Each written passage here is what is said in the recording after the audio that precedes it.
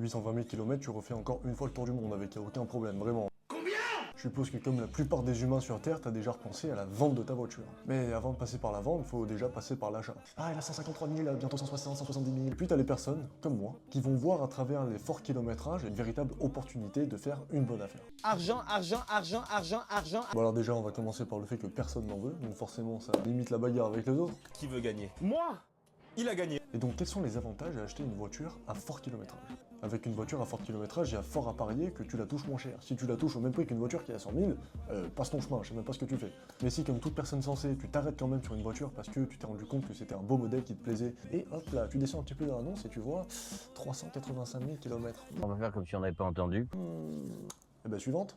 Où tu vas, où tu vas, où tu vas? Reste ici. Je suis justement là pour te montrer que le kilométrage n'est pas un problème. Moi, tu me parles pas d'âge. Alors attention, je m'entends, quand je dis que le kilométrage n'est pas un problème, j'entends surtout le kilométrage n'est pas un problème si le véhicule a été entretenu. En avantage, on a bien sûr le prix, n'achètera jamais une voiture à fort kilométrage trop cher. Et bien, à ce moment-là, tu vas pouvoir faire une bonne affaire de ton côté, te permettre de rouler avec une voiture dans laquelle tu n'aurais pas eu les moyens de rouler, parce que justement, cette voiture a un fort kilométrage. Maintenant, tu peux prendre une petite voiture, une Clio, une Mégane, etc., avec peu de kilomètres, pas trop vieille. Voilà, t'as ton petit 80-90 000 km, mais qui te dit que cette voiture-là sera plus fiable qu'une voiture entretenue avec 400-450 000 km. Donc en gros, t'achètes ta voiture 7 000 euros. 7 000 euros, mais qu'est-ce que j'ai à 7 000 euros? Il n'y a pas grand chose quand même en 2025 à 7 000 euros. Si je te dis que pour 7 000 euros, tu peux avoir ça, tu peux avoir ça, tu peux avoir ça.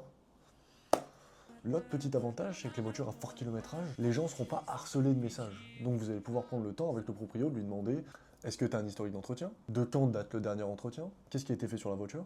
Qu'est-ce qu'il faut prévoir? Au fur et à mesure de ces questions, normalement, si c'est une voiture entretenue, vous allez vous rendre compte qu'en fait, tous les frais trop importants à faire qui coûtent vraiment des sous ont déjà été faits. Tu repars avec une voiture à petit budget, économie. Tu repars avec une voiture classe que tu n'aurais pas eu les moyens de te payer. Style. Et tu repars avec une voiture qui sera certainement plus fiable qu'une Clio toute neuve. Reste plus qu'à aller se la péter sur le parking de Kiaville vendredi soir, j'ai envie de te dire.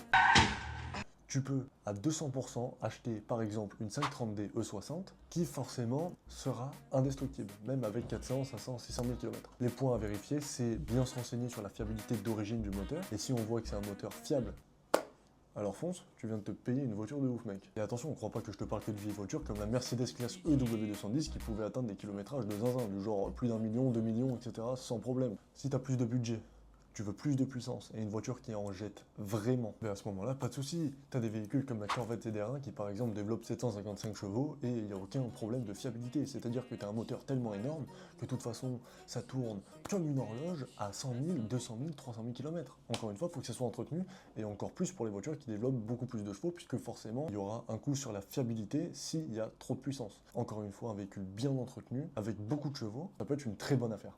Et on n'en parle pas assez. Mais qu'est-ce qui est très fiable, très puissant et qui a toujours de la gueule? Et là, je vais me faire insulter. Tesla. Pardon?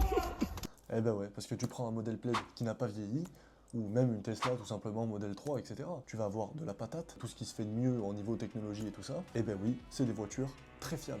Il y en a énormément qui s'en servent comme taxi, hein, tu peux regarder sur internet, je dis pas de conneries, la preuve.